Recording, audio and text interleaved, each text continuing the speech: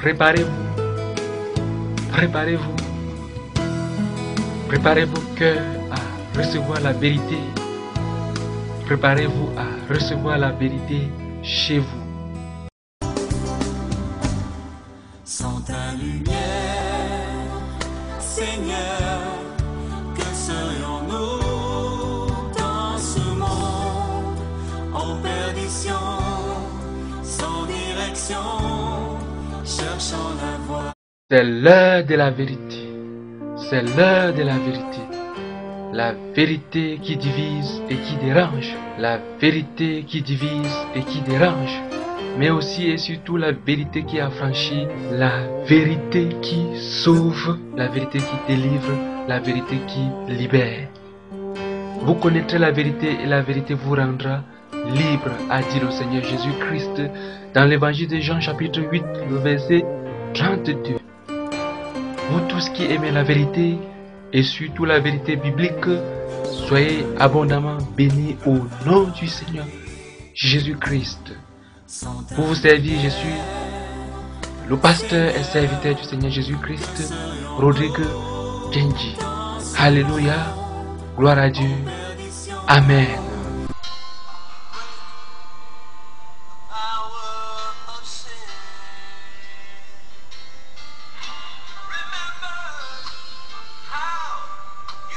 Chers frères et sœurs en Christ, et vous tous qui m'écoutez en ce moment, recevez mes sincères et chaleureuses salutations dans le merveilleux, puissant et glorieux nom du Seigneur Jésus-Christ.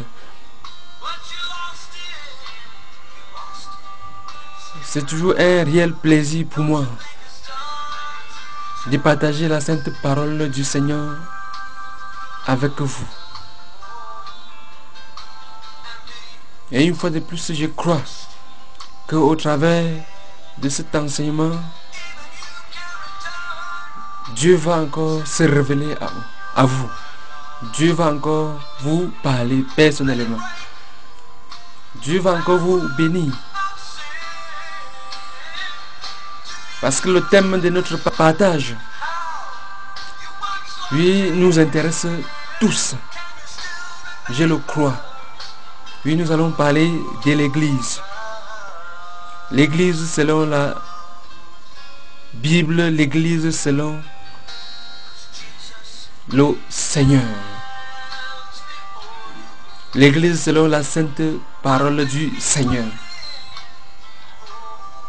Seigneur, je prie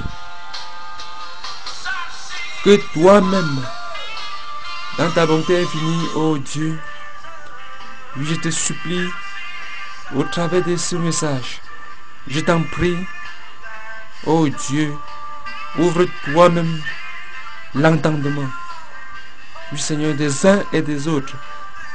Seigneur, accorde toi-même de la bonne compréhension à tous ces frères, à toutes ces sœurs et à tous ceux-là, Seigneur, qui sont en train de m'écouter. Je t'en supplie. Fais-le pour la seule gloire de ton nom. Parce que Seigneur, tu as dit que ton peuple périt faute de connaissances. Oui Seigneur, et tu ajoutes aussi, oui, parce qu'il a rejeté la connaissance. Je t'en supplie, permets que tous ceux-là qui vont écouter ce message, Seigneur, qu'ils ne puissent pas le rejeter. Je t'en supplie. Agis dans les cœurs, Seigneur. Manifeste-toi puissamment. Et en retour, retire l'honneur, la gloire. Parce que, Seigneur, tu es le seul qui soit vraiment digne de les recevoir. Oui, l'honneur, la gloire, maintenant et pour l'éternité. Amen.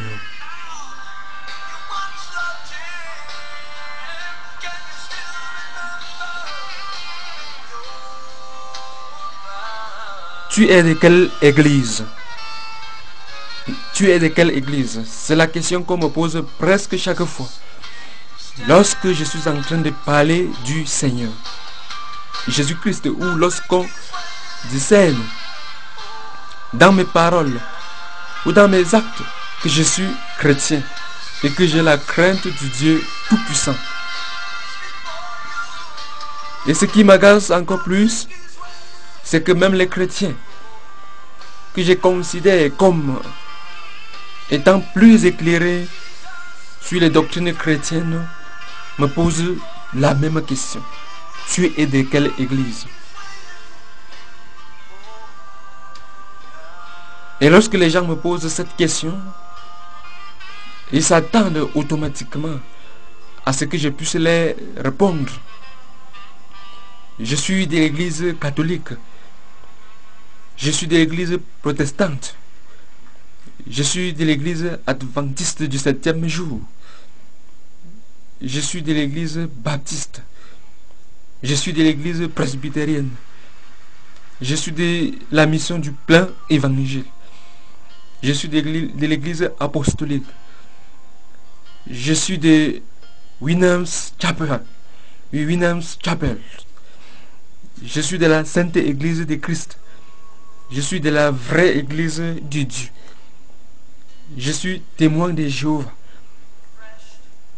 Je suis de la CMCI, Communauté missionnaire chrétienne internationale. Je suis de l'église pentecôtiste. Ainsi de suite.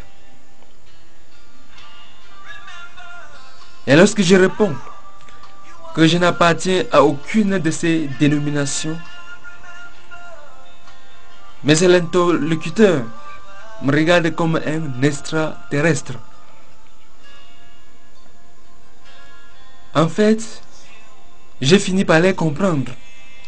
C'est qu'ils ont tous une fausse notion des chrétiens et de l'église.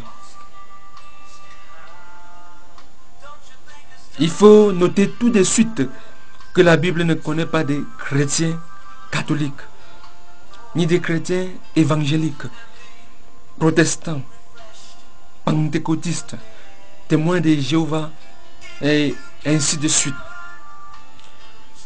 Dans la Bible, il y a tout simplement chrétien, c'est-à-dire celui qui s'est repenti de ses péchés et a accepté Jésus-Christ comme son sauveur personnel et qui marche selon ses enseignements.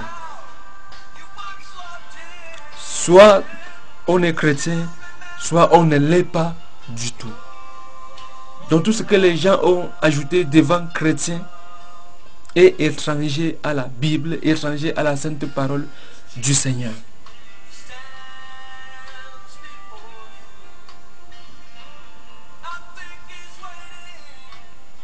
Avant de répondre à la lumière de la Bible, à la question « Qu'est-ce que l'Église ?»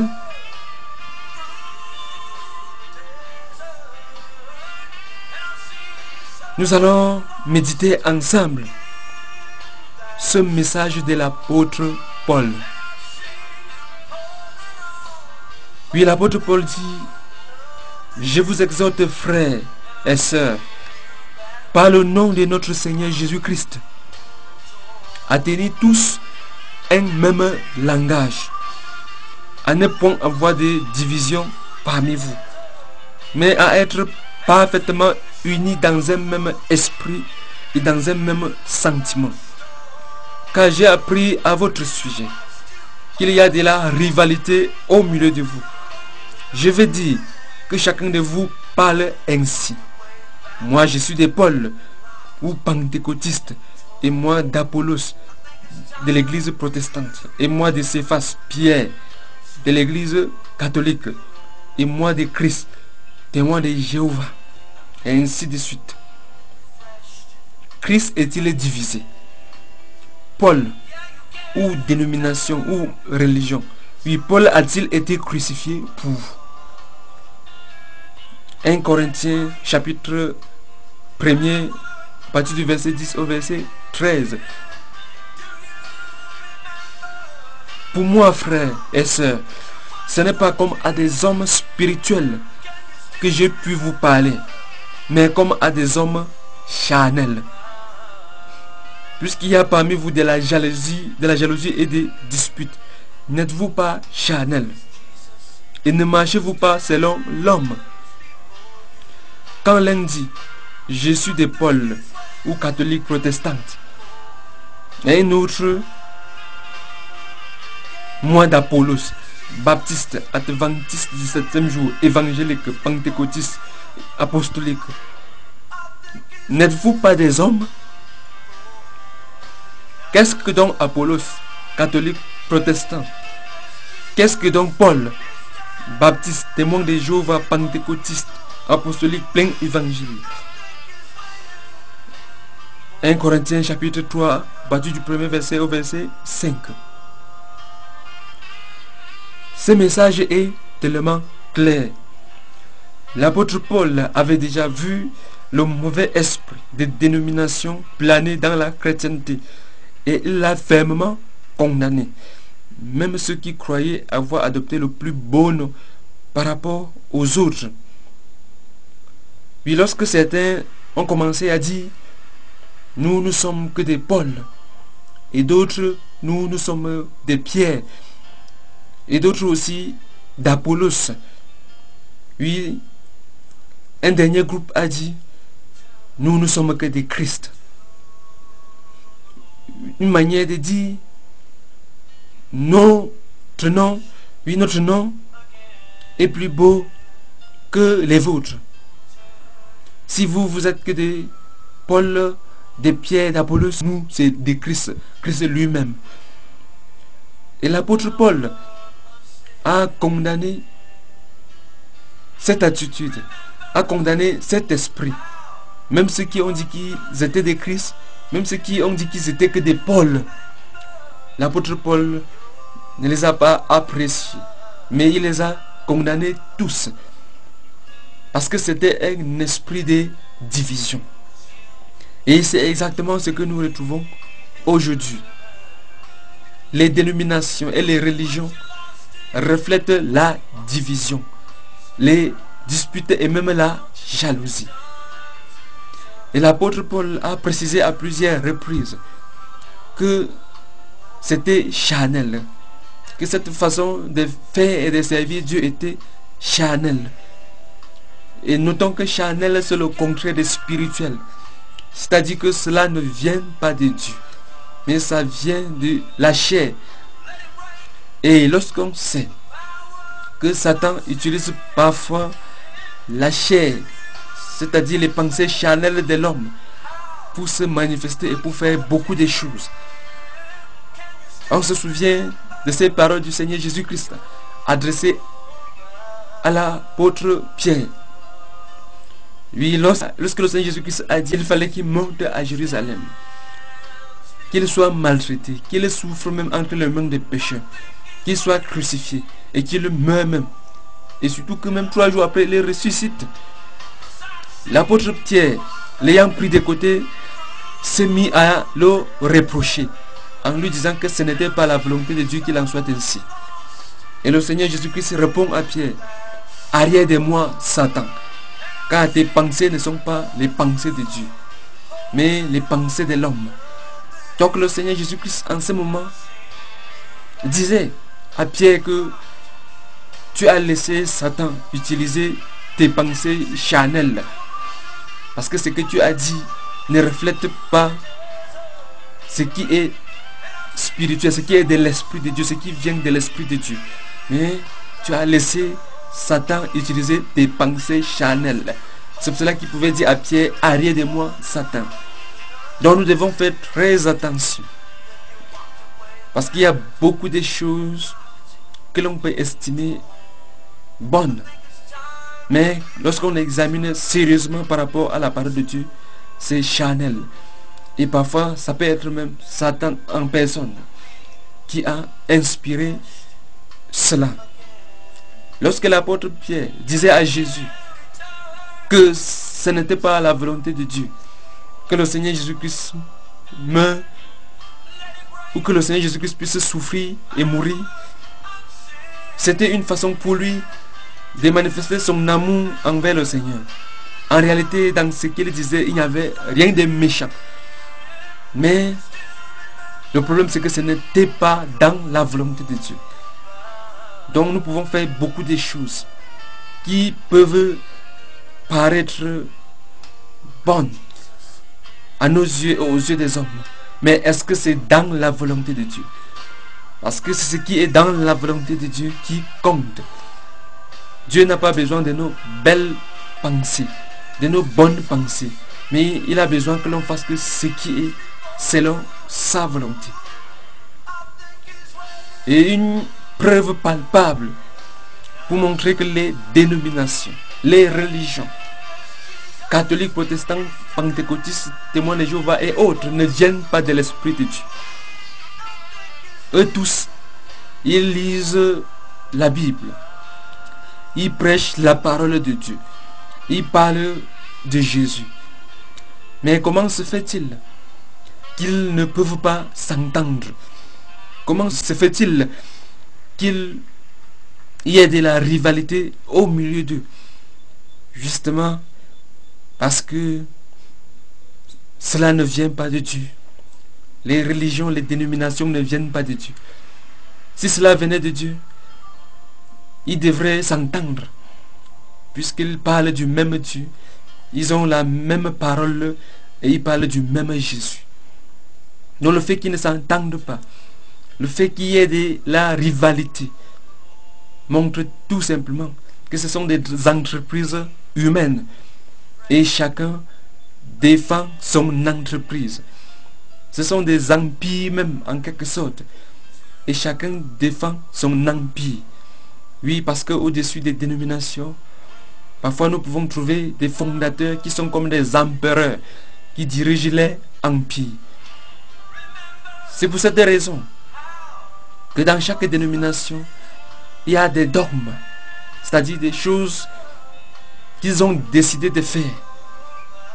C'est pour cela qu'on peut parfois comprendre les gens dire, même si la Bible ne dit pas telle chose, mais chez nous, nous faisons comme ceci.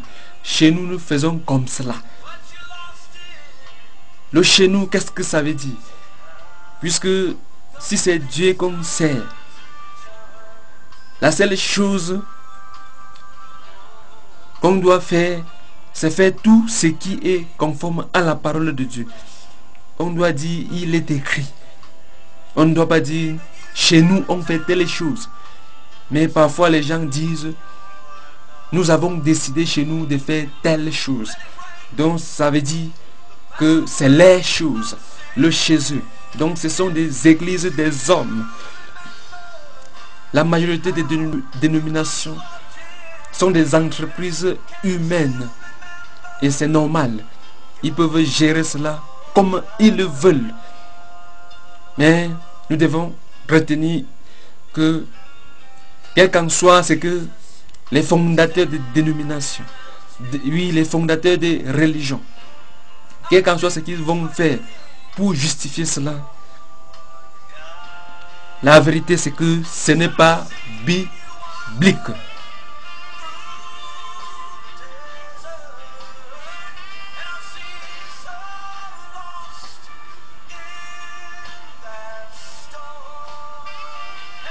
Maintenant,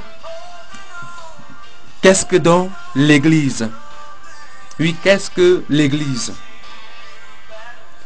Église vient du mot ecclésia, qui veut dire littéralement assemblée, d'un verbe signifiant appeler ordre. Donc l'Église de la Bible, c'est une assemblée de personnes bien précises qui sont appelées un jour à sortir du monde. C'est pour cela que le Seigneur Jésus-Christ pouvait dire à ceux qui ont cru en lui sincèrement et qui le suivent de tous les cœurs, si le monde vous hait, sachez qu'il m'a haï avant vous. Si vous étiez du monde, le monde aimerait ce qui est à lui. Mais parce que vous n'êtes pas du monde et que je vous ai choisi au milieu du monde, à cause de cela, le monde vous hait. L'évangile de Jean chapitre 15, à partir du verset 18 au verset 19. Et le Seigneur Jésus-Christ ajoute que votre cœur ne se trouble point. Croyez en Dieu et croyez en moi. Il y a plusieurs demeures dans la maison de mon Père. Si cela n'était pas, je vous aurais dit. Je vais vous préparer une place. Et lorsque je m'en serai allé, et que je vous aurai préparé une place, je reviendrai. Et je vous prendrai avec moi. Afin que là où je suis, vous y soyez aussi. L'évangile de Jean chapitre 14, les 3 premiers versets.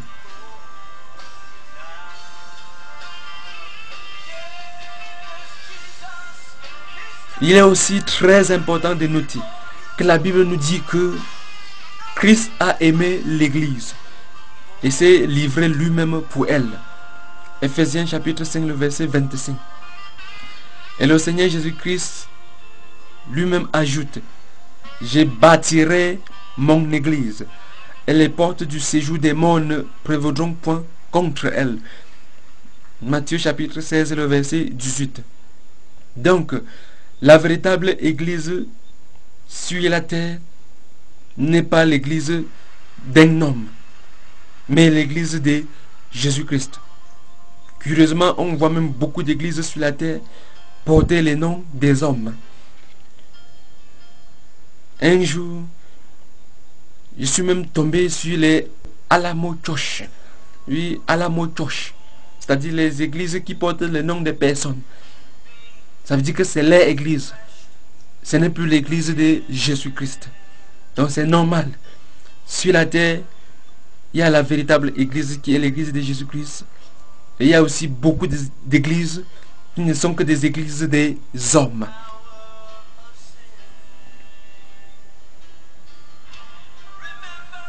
Maintenant, qu'est-ce que l'église? L'église, dans le sens le plus large, c'est l'ensemble de tous ceux qui sont nés de nouveau dans le monde entier. C'est-à-dire ceux qui se sont repentis de leurs péchés et qui ont accepté par la foi le Seigneur Jésus-Christ comme leur sauveur personnel et qui font sa volonté en toutes choses. Un jour, le Seigneur les enlèvera du monde. Oui, le Seigneur va revenir enlever son église. Et la Bible enseigne sur l'enlèvement. Par la grâce de Dieu, nous aurons l'occasion de nous entretenir là-dessus sur l'enlèvement. Un jour, le Seigneur viendra enlever l'église, qui est en même temps son épouse.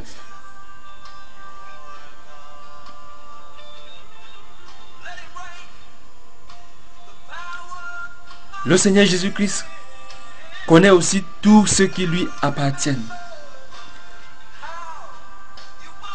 Romains chapitre 8, le verset 9. Parce qu'il les a marqués et scellés de son sceau, le Saint-Esprit. 2 Corinthiens chapitre 1, les versets 21 et 22. Ephésiens chapitre 1, les versets 13 et 14. Maintenant, dans une localité donnée, qu'est-ce que l'église? L'église, dans une localité donnée, c'est là où les chrétiens sont assemblés au nom du Seigneur Jésus-Christ. Parce que le Seigneur Jésus-Christ lui-même a dit: là où 2 ou 3 sont assemblés en mon nom, je suis au milieu d'eux. Oui, le Seigneur Jésus-Christ a dit: là où 2 ou 3 sont assemblés en mon nom, je suis au milieu d'eux. Matthieu chapitre 18, le verset 20. Remarquons que le Seigneur Jésus-Christ a dit: là où 2 ou 3 sont assemblés en mon nom. Le Seigneur Jésus-Christ n'a pas dit ayant porté tel nom, telle dénomination. Malheureusement, beaucoup s'assemblent aujourd'hui au nom de leurs dénominations, au nom des dénominations créées par les hommes. C'est comme si sans dénomination, sans religion, ils ne peuvent pas se rassembler, ils ne peuvent pas s'assembler, ils ne peuvent pas servir Dieu. Que c'est vraiment regrettable. Le Seigneur Jésus-Christ n'a pas non plus dit: là où 2 ou 3 sont assemblés, ayant accroché une grosse plaque avec le nom de la dénomination, et tout ce qu'on peut imaginer sur les bâtiments. Il n'a non plus dit étant rassemblés dans un grand temple très orné. Donc si on examine sérieusement les paroles du Seigneur Jésus-Christ, on comprendra que l'accent est mis sur le fait que les chrétiens authentiques, les enfants de Dieu, se réunissent en son nom et autour de sa sainte personne. Ce qui est dramatique, c'est que aujourd'hui les chrétiens, même les plus sincères, ne croient pas qu'on puisse se rassembler dans la maison d'un frère ou d'une sœur en Christ pour toutes les réunions chrétiennes et être satisfait, alors que c'est cela qui est biblique. Oui, parce que les gens sont habitués à des dénominations, à se rassembler dans des gros temples très ornés. Lorsqu'on voit certains enfants de Dieu se rassembler dans leur maison, parfois on les traite des sectes. Alors qu'en réalité, ce sont les dénominations que la Bible appelle sectes, parce qu'ils se divisent entre eux et il y a de la rivalité, il y a de la jalousie. En réalité, les sectes, c'est toutes ces dénominations, puisque chacun se regroupe de son côté avec ses gens et chacun défend sa dénomination, chacun défend sa religion. En réalité, c'est ça qui caractérise les sectes.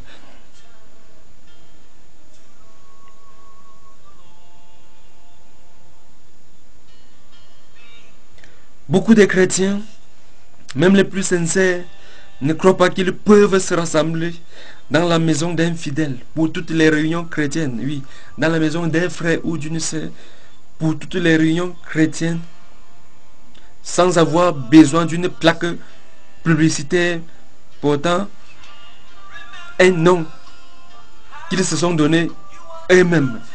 Et pourtant, c'est cela qui est biblique.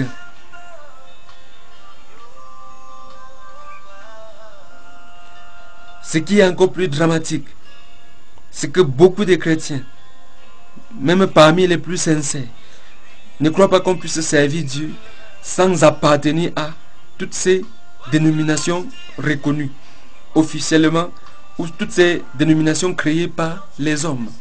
Que c'est vraiment triste que l'on ne parvienne pas à servir le Seigneur sans être dans les religions et les dénominations.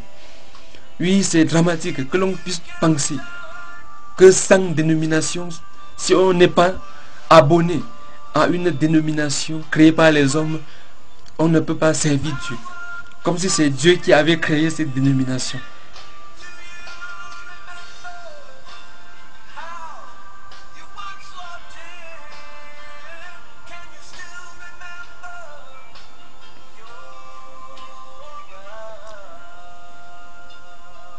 Un jour, un ancien d'une église m'a dit: il faut automatiquement qu'il y ait les noms des dénominations, parce qu'on ne peut pas accoucher un enfant sans lui donner un nom. Puis je lui ai dit que c'est vrai. On ne peut pas accoucher un enfant sans lui donner un nom. Et exactement, nous sommes les enfants de Dieu. Et Dieu nous a donné les noms.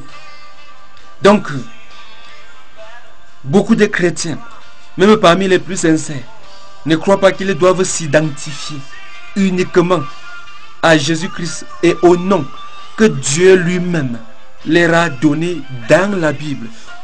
Oui, par rapport au nom, il y a des noms que Dieu nous a déjà donnés dans la Bible. Il y a des noms que Dieu a déjà donnés à ceux qui ont cru en lui dans la Bible. Par exemple, frères et sœurs. Oui, le Seigneur Jésus-Christ a dit: vous êtes tous des frères et sœurs. Voilà un nom que Dieu nous a donné dans la Bible. Matthieu chapitre 23, le verset 8. Fidèles. Oui, les enfants de Dieu sont des fidèles selon la parole de Dieu. Ephésiens chapitre 1, les 2 premiers versets. Même bien-aimé. Bien-aimé, c'est toujours un nom que la Bible donne aux enfants de Dieu. Les enfants de Dieu sont des bien-aimés, les bien-aimés du Seigneur. Romains, le premier chapitre, le verset 7. Ou même les saints. Saint, c'est toujours un nom que la Bible donne aux enfants de Dieu, aux chrétiens. Tous les chrétiens sont des saints. Oui, contrairement à l'église catholique, qui attribue ce saint en général que à ceux qui sont déjà morts. Mais dans la Bible, les saints sont les chrétiens. Qu'est-ce que veut dire saint? Saint veut dire tout simplement séparé du monde profane et consacré à Dieu. Oui, tous les chrétiens sont dans le monde, mais ils ne sont plus du monde. Donc ils sont séparés des pécheurs, bien qu'ils soient toujours dans le monde, et ils sont consacrés à Dieu. Donc ils sont mis à part pour Dieu, bien qu'ils soient toujours dans le monde. Voilà ce que veut dire saint.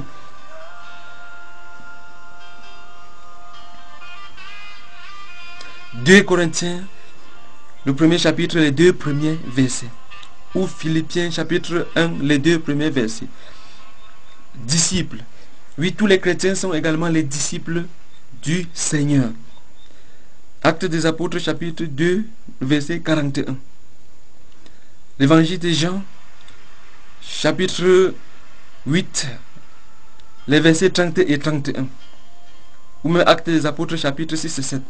Donc, d'après la Bible, c'est à ces noms seulement que les chrétiens authentiques devraient s'identifier et non à une dénomination ou à une religion quelconque.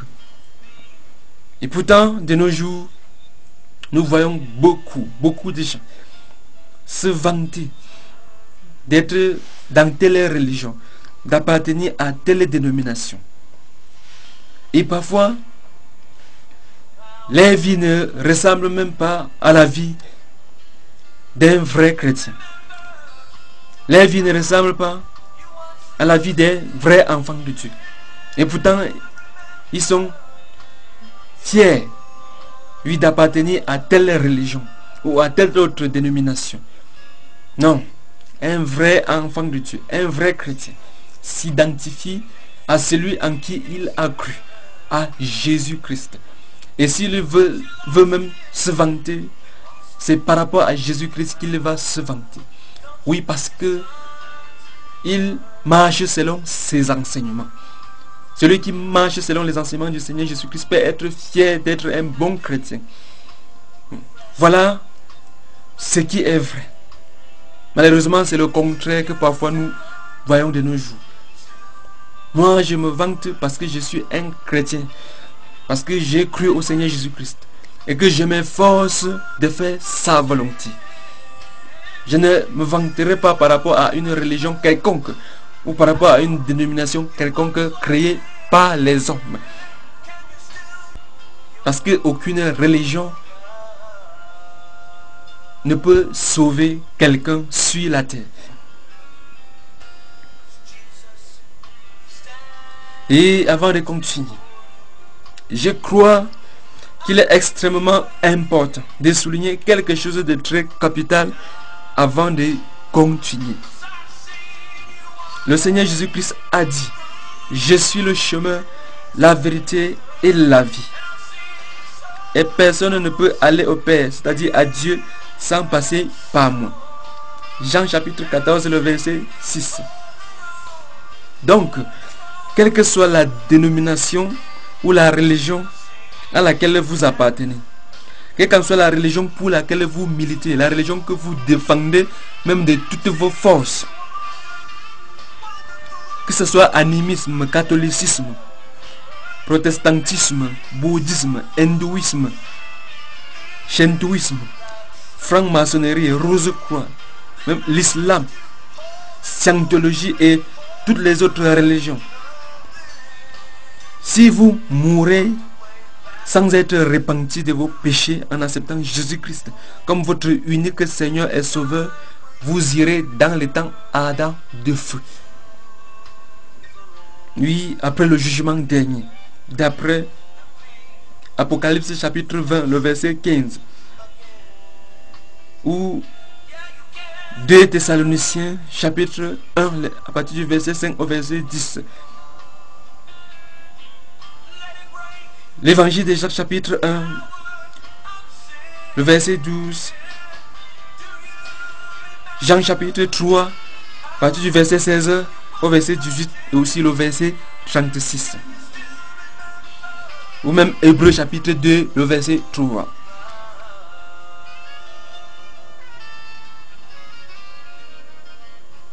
Puisque c'est dans le Nouveau Testament qu'est née l'Église, le jour de la Pentecôte. Les églises du Nouveau Testament se réunissaient dans les maisons des fidèles, ayant compris que Dieu n'habite pas dans les temples faits des mains d'hommes, mais dans le cœur de l'homme. D'après Actes des Apôtres chapitre 17, le verset 24, 1 Corinthiens chapitre 3, le verset 16. Mais le Très-Haut n'habite pas dans ce qui est fait des mains d'hommes, comme dit le prophète. Le ciel est mon trône et la terre est mon marchepied. Quelle maison me bâtirez-vous, dit le Seigneur. N'est-ce pas ma main qui a fait toutes ces choses? Actes des Apôtres chapitre 7, à partir du verset 48 au verset 50.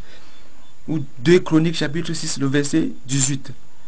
Nous voyons clairement, même le Dieu Tout-Puissant dans l'Ancien Testament dit que lui, il n'habite pas dans les temples faits des mains d'hommes. Mais Dieu veut habiter que dans le cœur de l'homme, dans le cœur du croyant.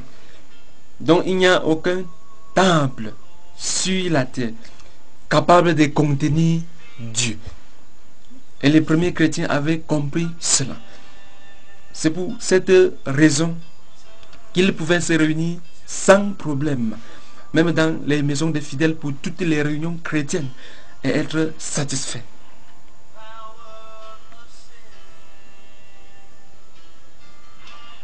Puis donc les premiers chrétiens avaient compris que les maisons suffisaient pour les réunions et le culte, et au lieu d'investir des millions, voire même des milliards, comme de nos jours, pour faire la concurrence du plus gros temple, oui, pendant que beaucoup de chrétiens, beaucoup de fidèles meurent de faim. Oui, ça c'est une réalité. Parfois on voit des temples qu'on a commencé à construire depuis des années. Et chaque fois, on demande aux chrétiens, on demande aux gens, oui, de contribuer. On demande de donner, de contribuer d'énormes sommes pour pouvoir construire ces gros temples, ces gros bâtiments qui coûtent des millions, parfois des milliards. Alors qu'il y a des chrétiens qui ont même de la peine à manger. Alors qu'il y a des enfants qui ne vont même pas à l'école. Mais les pasteurs et les dirigeants des dénominations n'ont pas le temps pour voir cela. Ils sont seulement préoccupés pour construire des gros temples.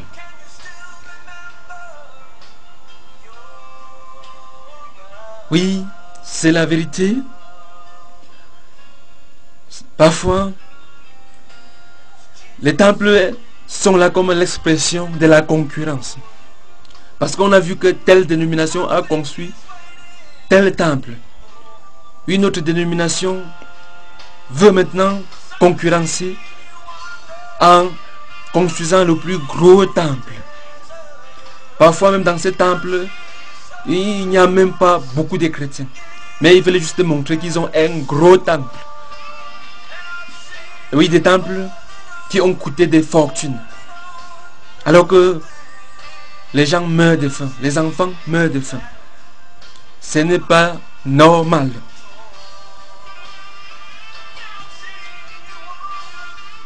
Et aussi parfois, il faut le reconnaître, certains construisent même des gros temples parce qu'ils savent que dans des gros temples, il y aura suffisamment du monde chaque fois qu'il y a culte, qu'il y a des réunions.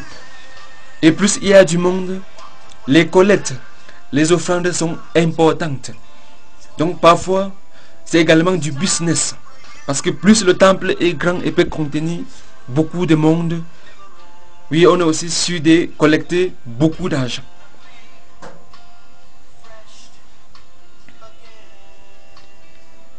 Oui, les premiers chrétiens avaient compris que les maisons suffisaient pour les réunions et le culte, et au lieu d'investir des millions, voire même des milliards, comme de nos jours pour faire la concurrence du plus gros temple, alors que beaucoup meurent de faim, ils utilisaient leur argent plutôt pour envoyer les missionnaires prêcher l'évangile du salut.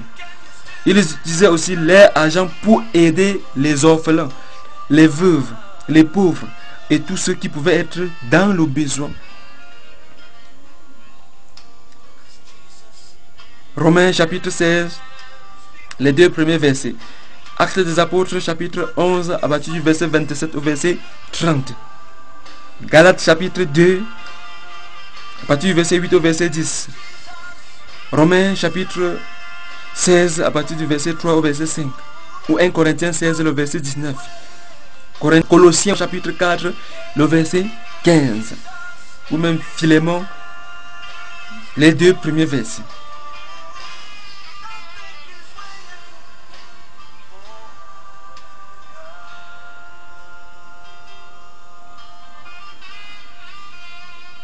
Oui, nous pouvons aussi voir que les églises bibliques étaient autonomes et indépendantes. Même si naturellement il y avait communion entre elles. Oui, puisque ayant cru à un même Dieu et au même Seigneur, et parce qu'ils pratiquaient la parole de Dieu, naturellement, ces églises étaient non seulement indépendantes et autonomes, mais il y avait communion entre elles. Aujourd'hui,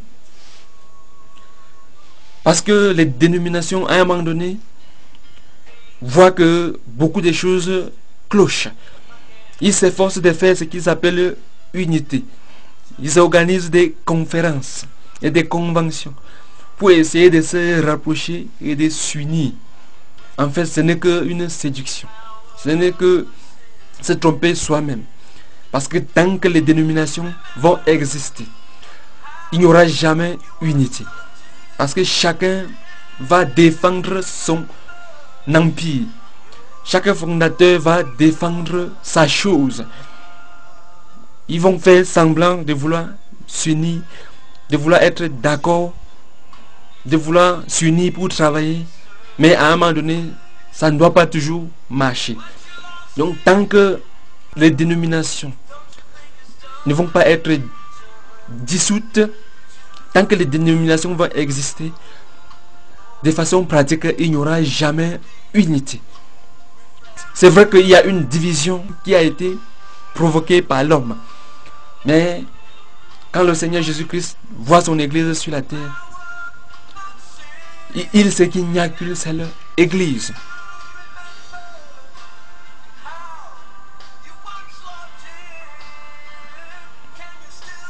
Les églises que nous voyons de nos jours, qui sont dépendantes des autres églises ou d'une église mère, c'est-à-dire une église qui doit rendre compte à une autre église ou à un homme quelque part, même s'il est le fondateur, n'est pas biblique. Tout ce qui fonctionne ainsi peut être un empire, une entreprise, en fait tout, sauf l'église de la Bible. Un pasteur qui doit rendre compte à un pasteur de district, qui à son tour doit rendre compte à un pasteur régional, qui à son tour doit rendre compte à un pasteur national, et qui à son tour doit rendre compte à un pasteur mondial. Même si ce pasteur mondial est le pape, c'est anti-biblique, ce n'est pas biblique, ce n'est pas dans la Bible.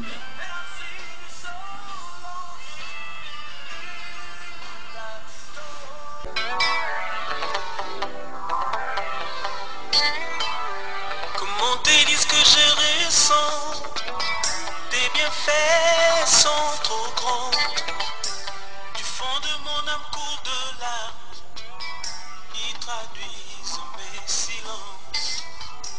Comment tes disques que je ressens, l'Église catholique, protestante, évangélique, baptiste, presbytérienne, adventiste, pentecôtiste, apostolique, plein évangile, témoin de Jéhovah, Winners Chapel, et tout ce que nous pouvons imaginer qui existe là dehors. Parfois les noms se confondent même déjà. Les Bethel, ainsi de suite, n'existent pas dans ma Bible. Oui, dans la Bible, il existe une seule église, l'église de Jésus-Christ. C'est l'ensemble de tous ceux qui sont nés de nouveau dans le monde entier. Oui, c'est l'ensemble de tous ceux qui ont cru en Jésus-Christ dans le monde entier. Et dans une localité donnée, c'est là où 2 ou 3 sont assemblés au nom du Seigneur Jésus-Christ. Et ils n'ont pas besoin d'inventer un autre nom par lequel on doit les identifier.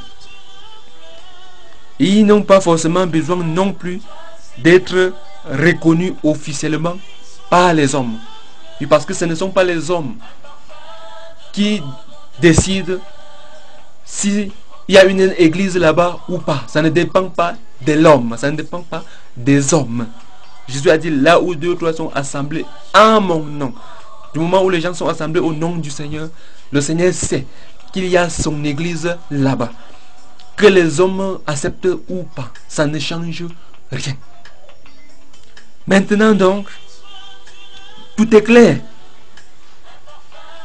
Malgré les apparences séductrices, toutes ces religions et vastes organisations religieuses qu'on appelle par erreur de jugement église sont tout sauf l'église de la Bible. Jésus-Christ a dit: je bâtirai mon église. Jésus a dit qu'il bâtira son église. Les hommes et le diable aussi sont en train de bâtir leur empire et les entreprises. Et ils appellent aussi cela église. En tout cas, ils ne peuvent tromper et séduire que ceux qui ne connaissent pas la Bible. Et surtout ceux qui veulent se laisser séduire. Parce qu'ils veulent suivre les hommes dans leur égarement que de suivre ce que dit réellement la Bible.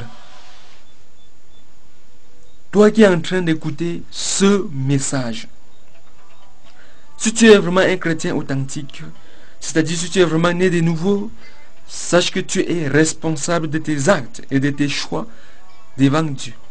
Si tu es dans l'une de ces vastes organisations religieuses ou dénominations qui ne viennent pas de Dieu, sache que tu n'es pas dans la parfaite volonté de Dieu. Je dis bien, tu n'es pas dans la parfaite volonté de Dieu. N'oublie jamais que Dieu a dit qu'il n'honorera que celui qui l'honore. 1 Samuel chapitre 2, le verset 30.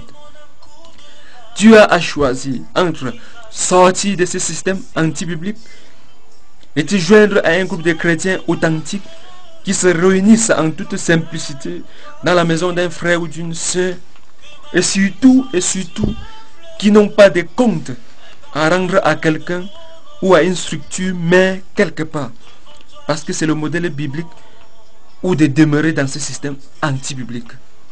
Mais quels que soient tes raisonnements, sache tout simplement que le jour du jugement, tu rendras compte à Dieu pour toi-même. Romains chapitre 14, le verset 12.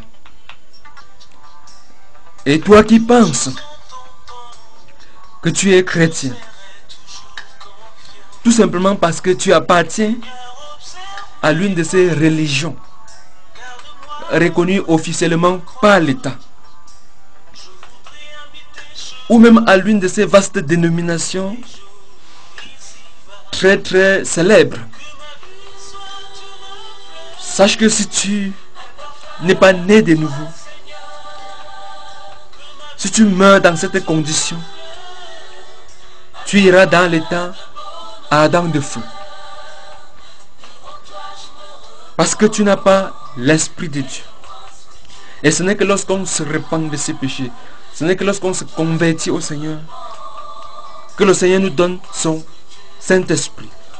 Et par ce Saint-Esprit, tu appartiens désormais à Dieu. Et parce que tu appartiens à Dieu, tu appartiens aussi à la véritable Église. Et la véritable Église, ce n'est pas toutes ces organisations religieuses, toutes ces dénominations. Non, la véritable Église, c'est l'Église du Seigneur Jésus-Christ lui-même. Romains chapitre 8, le verset 9. Luc chapitre 13, le verset 3.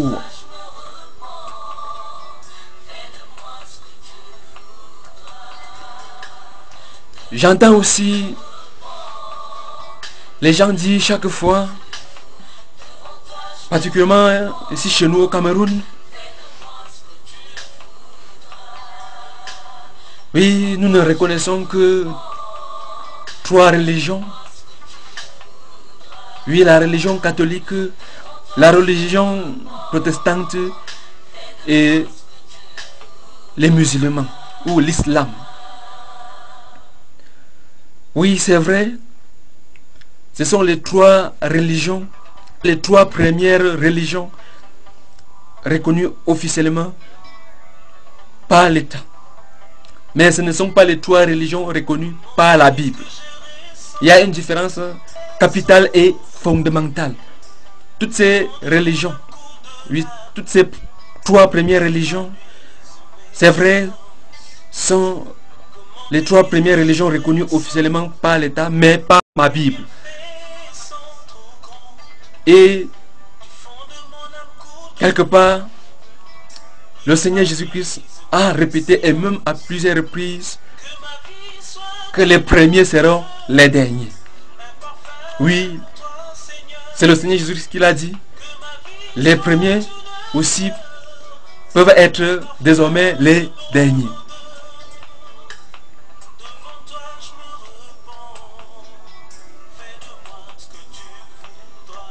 Dans Actes des Apôtres chapitre 5, le verset 29, il est écrit: Pierre et les apôtres répondirent: il faut obéir à Dieu plutôt qu'aux hommes. Il faut obéir à Dieu plutôt qu'aux hommes. Et dans Marc, l'évangile de Marc chapitre 7, à partir du verset 6 au verset 9,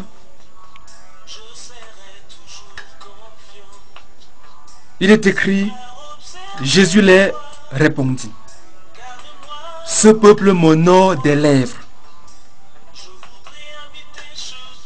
Vous abandonnez le commandement de Dieu et vous observez la tradition des hommes. Vous rejetez fort bien le commandement de Dieu pour garder votre tradition. Oui, aujourd'hui, beaucoup de choses qui se pratiquent, lorsqu'on examine sérieusement, ce ne sont que les traditions des hommes. On abandonne le commandement de Dieu.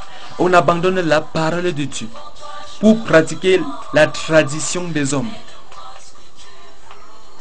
Et le Seigneur dit: ce peuple m'honore des lèvres. Donc on honore le Seigneur que des lèvres. Parce que le Seigneur Jésus-Christ a dit: si vous m'aimez, gardez ma parole. Gardez mes commandements. Et je veux vous poser une question, à vous qui m'écoutez. À qui voulez-vous obéir? À qui voulez-vous obéir? À Dieu ou aux hommes avec les coutumes et les traditions religieuses qui n'ont pas de fondement biblique? En tout cas, réfléchissez correctement et prenez une bonne décision.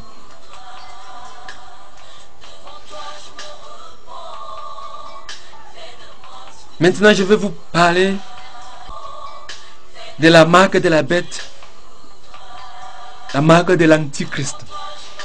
Beaucoup de choses ont été dites sur la marque de la bête, sur la marque de l'Antichrist. Et je vais aborder ce sujet sous un autre angle. Oui, sous un autre angle. La bête, ou bien l'Antichrist, a solidement mis sur pied un système religieux au travers duquel il doit contrôler spirituellement les hommes. Et son plan final est de réunir tous les hommes dans un système religieux sur lequel, avec ruse, il va trôner et régner. C'est le résultat final de l'écuménisme. L'écuménisme, c'est un projet venant du monde des ténèbres qui a pour mission de réunir toutes les religions du monde, chrétiennes et même non chrétiennes, en une seule entité. Oui, lorsqu'on juge superficiellement ces concepts, il paraît excellent, parfait. Mais la vérité, c'est que le diable veut réunir les hommes dans un seul système religieux sur lequel il va régner. Donc, ne soyez pas surpris que d'ici quelque temps, on commence à imposer la manière de servir Dieu aux hommes. Ne soyez pas surpris que d'ici un moment, on commence à imposer aux gens la manière dont ils vont servir Dieu.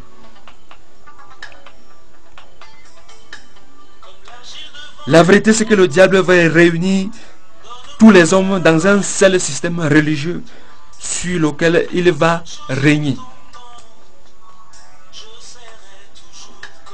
La Bible déclare, elle, la bête, fit que tous, petits et grands, riches et pauvres, libres et esclaves, oui, libres et esclaves, reçoivent une marque sur leur main droite ou sur leur front, et que personne ne puisse acheter ni vendre sans avoir la marque de la bête, le nom de la bête ou le nombre de son nom. C'est ici la sagesse, que celui qui a de l'intelligence calcule le nombre de la bête, car c'est un nombre d'hommes, et son nombre est 666. Apocalypse chapitre 13, à partir du verset 16 au verset 18.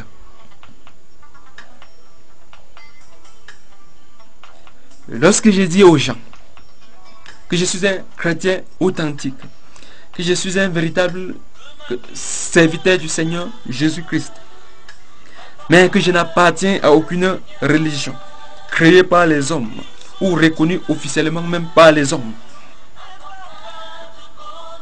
et que nous n'avons pas besoin de noms, de religions ou de dénominations pour servir Dieu, que nous n'avons pas de plaques publicitaires là où nous nous rassemblons, et surtout que nous n'avons pas de comptes à rendre à quelqu'un quelque part, si ce n'est à Jésus-Christ, qui est le chef et la tête de l'Église.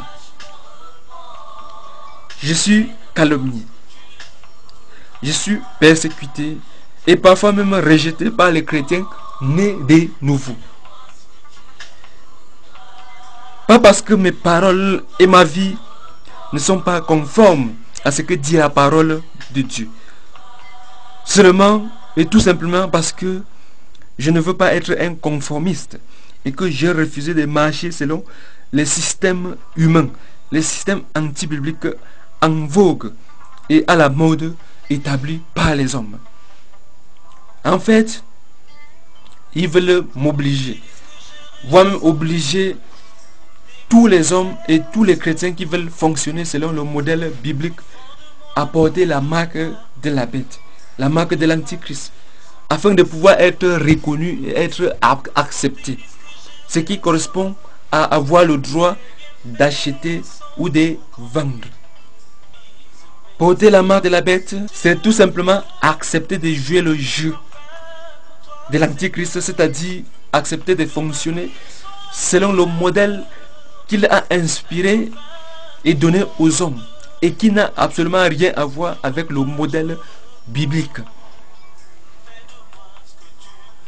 Et rappelons que dans ce système humain inspiré par l'Antichrist, qui est l'ennemi de Jésus-Christ, le diable a le droit de regard sur la vie des chrétiens et sur le fonctionnement de l'assemblée. Il a même le droit de s'installer et de régner avec ruse Tout simplement parce que le fondement n'est pas biblique et par conséquent ne vient pas de Dieu. Oui, je tiens tout de même à préciser. Dans beaucoup de dénominations, il y a des bonnes choses. On prêche des bonnes choses, des vraies doctrines. Mais le fondement n'est pas biblique. Les dénominations ne sont pas bibliques. C'est ça le fondement, c'est ça la fondation. Et nous savons que la fondation de toutes choses est très importante.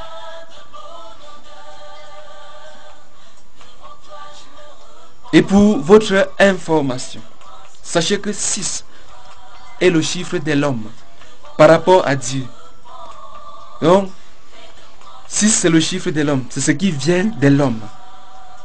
Et ce qui vient de l'homme est synonyme de l'imperfection et des manquements graves. Et 666, 6 3 fois. Et la Bible nous parle aussi de Dieu 3 fois saint. Donc 6 3 fois. C'est quelque chose qui vient purement de l'homme du début jusqu'à la fin. Donc quelque chose qui est une inspiration charnelle de l'homme du début jusqu'à la fin. Même si l'apparence peut séduire et attirer presque tout le monde.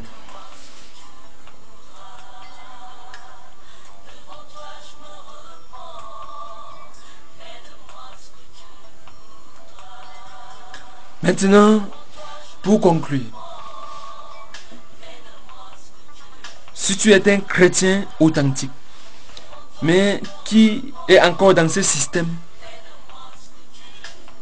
qui ne viennent pas de Dieu, qui ne peuvent pas se justifier bibliquement. Si tu veux être totalement agréable à Dieu, si tu veux être totalement agréable au Seigneur Jésus-Christ qui t'a racheté, qui t'a sauvé, tu dois sortir et le prier de te conduire vers un groupe de chrétiens authentiques qui s'efforcent de marcher selon le modèle biblique que tu viens d'écouter. Si tu es même le fondateur de l'un de ces systèmes ou dénominations, si tu veux être vraiment agréable au Seigneur, détruis tout cela. C'est ce qu'on appelle la réforme. Oui, détruis tout cela et retourne au modèle biblique avant qu'il ne soit trop tard. Certainement, cela doit te coûter beaucoup de choses. Par exemple, ton titre, ta célébrité et certainement beaucoup d'autres choses. Mais ça vaut la peine quand la vraie élévation et les vraies récompenses ne viennent que du Seigneur. Matthieu chapitre 7, le verset 21 et le psaume 75, à partir du verset 5 au verset 8. Et toi qui penses que tu es chrétien, parce que tu es membre d'une religion reconnue officiellement par l'État, et toi qui penses que tu es chrétien, parce que tu appartiens à l'une de ces premières religions, toi qui penses que tu es chrétien parce que tu as été baptisé et même confirmé, ou parce que tu es dans une dénomination dite église réveillée, sache que si tu ne t'es jamais repenti sincèrement de tes péchés et accepté Jésus-Christ dans ton cœur et dans toute ta vie, tu ne lui appartiens pas. Et si tu meurs dans tes péchés dans cet état, tu iras dans l'étang ardent de feu. Apocalypse chapitre 20, le verset 15. Parfois ceux qui disent qu'ils se sont baptisés, c'est le jour qu'ils se baptisent qui commettent même encore plus de péchés que les autres jours. Réfléchissez. Et parfois certains disent qu'ils se sont baptisés et qu'ils vont se confirmer. La confirmation n'est même pas biblique. Et beaucoup qui disent qu'ils sont baptisés, lorsqu'on voit leur vie, la façon dont ils vivent, ça n'a absolument rien à voir avec la vie d'un enfant de Dieu, d'un véritable chrétien. En fait, ils vivent dans le péché. Ils mangent dans le péché. Et ils dorment dans le péché. Et ils sont tout de même fiers de dire qu'ils se sont déjà baptisés. Ou même confirmés. Parfois je dis, oui, c'est confirmé pécheur ou pécheresse. Oui, certains sont tout simplement confirmés comme pécheurs et pécheresses. Je te conseille de te repentir sincèrement de tes péchés et de donner ta vie à Jésus-Christ. Et puis, prie en lui demandant de te conduire vers un groupe de vrais enfants de Dieu, des chrétiens authentiques, qui se réunissent selon le modèle biblique que tu as écouté dans ce message. Et toi qui es musulman, franc-maçon, témoin de Jéhovah, rosicrucien, bouddhiste, hindouiste, animiste, ou qui ne croit même en rien, ou qui n'appartient à aucun mouvement religieux, répands-toi de tes péchés et accepte Jésus-Christ dans ton cœur comme ton seul sauveur, et tu échapperas au jugement, tu échapperas à l'étang ardent de feu.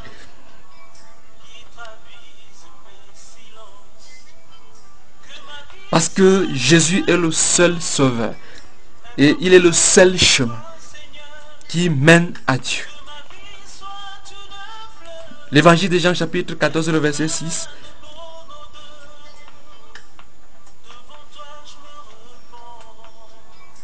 Et vous qui êtes déjà sortis des systèmes dénominationnels, et vous qui êtes sortis des religions de ce monde, et qui vous rassemblez déjà selon le modèle biblique, ce n'est pas suffisant, ce n'est pas tout.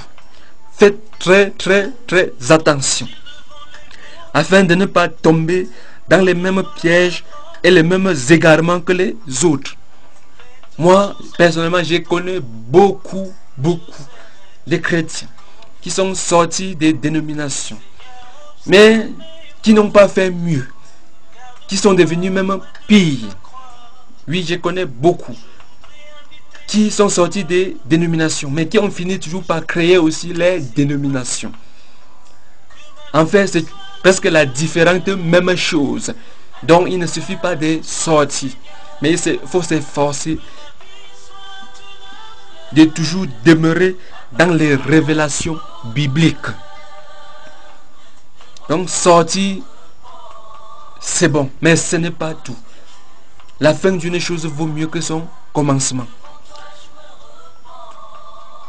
La Bible dit, nous ne sommes pas de ceux-là qui se retirent pour se perdre, mais pour sauver les âmes. Donc, sortez et retirez-vous, non pas pour vous perdre, non pas pour devenir pire, mais pour montrer l'exemple, pour être des véritables modèles. Oui, Ecclésiaste chapitre 7, Le verset 8. dit, la fin d'une chose vaut mieux que son commencement. Et le Seigneur Jésus-Christ dit, si vous demeurez dans ma parole, vous êtes vraiment mes disciples. Évangile de Jean chapitre 8, le verset 31.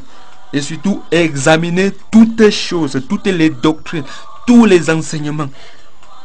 Et retenez ce qui est bon. Ne retenez que ce qui est biblique.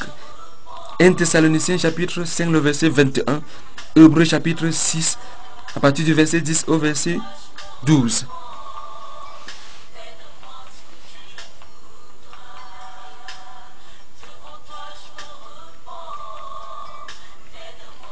Que la grâce et la paix du Seigneur Jésus-Christ soit avec tous ceux-là qui font sa volonté en quelque lieu que ce soit. Alléluia. Amen. Pour tout contact ou pour tout conseil spirituel, Je suis le pasteur et serviteur du Seigneur Jésus-Christ, Rodrigue Djendji. Oui, je suis Rodrigue Djendji, domicilié à Banganté, dans l'ouest du Cameroun.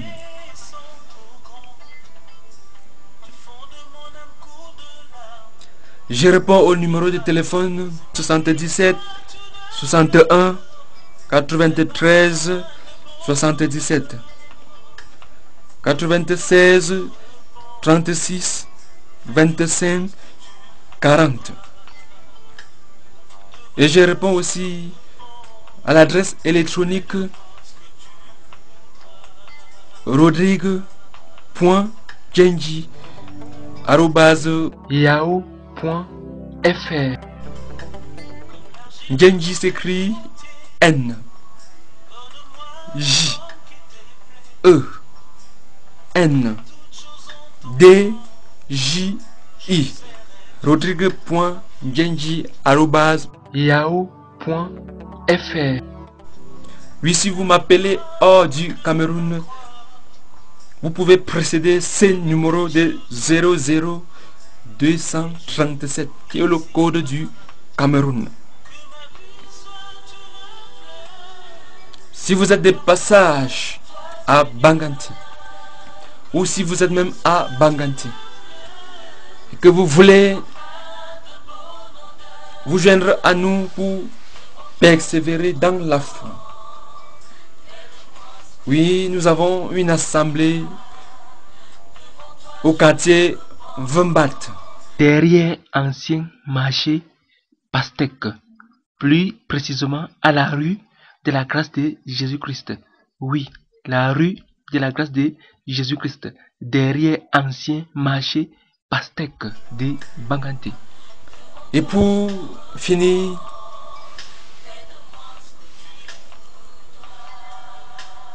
je veux vous donner ces versets bibliques. Toutefois, de même que le serpent séduisit Ève par sa ruse, je crains que vos pensées ne se corrompent et ne se détournent de la simplicité à l'égard de Christ. Toutefois, de même que le serpent séduisit Ève par sa ruse, je crains que vos pensées ne se corrompent et ne se détournent de la simplicité à l'égard de Christ. 2 Corinthiens chapitre 11, le verset 3. Et le temps est accompli et le royaume de Dieu est proche. Repentez-vous et croyez à la bonne nouvelle. Le temps est accompli et le royaume de Dieu est proche. Repentez-vous et croyez à la bonne nouvelle. L'évangile de Marc. Et nous vous en supplions au nom de Christ. Soyez réconciliés avec Dieu. Nous vous en supplions au nom de Christ. Soyez réconciliés avec Dieu. 2 Corinthiens chapitre 5, le verset 20.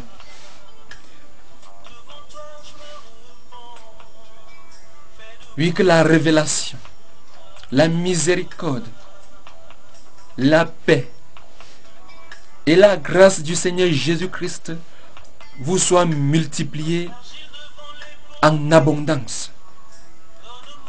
Et que l'honneur, la gloire, la majesté, la souveraineté et la puissance soient à celui-là qui est assis sur un trône très élevé dans les cieux, maintenant et pour des siècles et des siècles, le Seigneur Jésus-Christ. Amen. My desire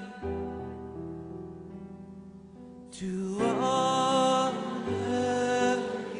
This is my desire to honor you.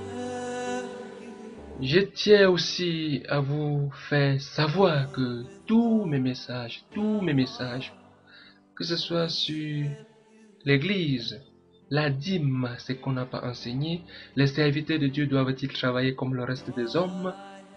les maladies et guérisons à la lumière de la Bible, le combat spirituel, ce qu'on n'enseigne plus aux chrétiens, la foi audacieuse, le vrai Dieu gagnant, Marie, mère de Jésus et la Sainte Vierge Marie, la mort, pourquoi la mort, les temps de feu ou l'enfer, et beaucoup d'autres messages, particulièrement les messages du salut. Oui, tous ces messages, tous mes messages existent sur des brochures, sur des CD audio et MP3, sur des VCD et sur des DVD. Et tout cela est distribué gratuitement. Gratuitement parce que le Seigneur Jésus-Christ lui-même a recommandé de donner sa parole gratuitement. Normalement, la parole du Seigneur Jésus-Christ ne devrait pas se vendre.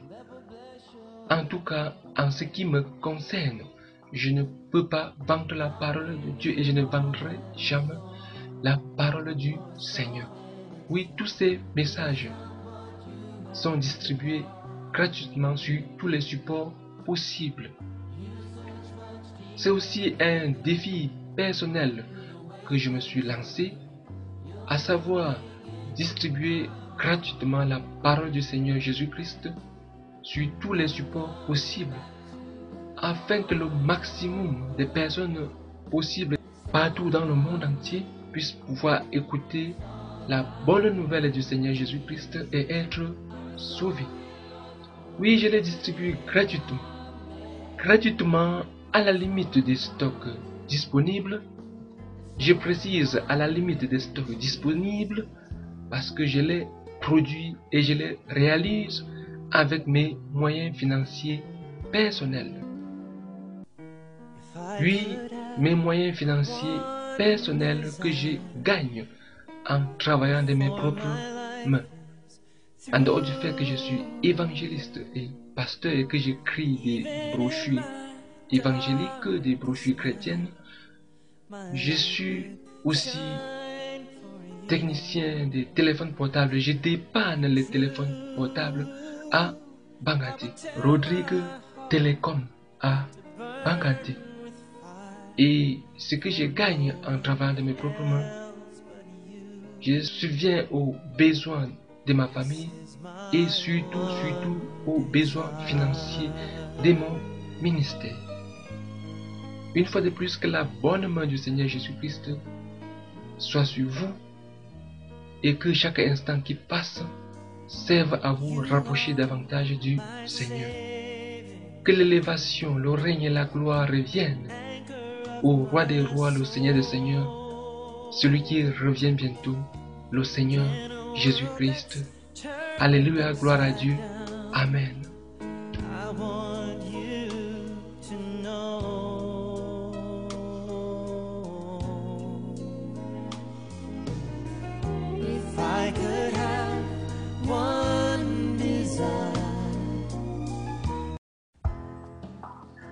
Je sais que beaucoup parmi vous ne vont pas aimer ce message, mais je vous conseille vivement de faire une copie de ce disque et de la garder soigneusement dans un endroit sûr. Un jour ou l'autre, vous en aurez énormément besoin, j'en suis convaincu. N'oubliez pas que vous pouvez aussi lire, écouter, visionner et télécharger gratuitement mes différents messages sur mon site internet www.pasteur-rodrigue.com. Pasteur Rodrigue, c'est en un seul mot. pasteur-rodrigue.com.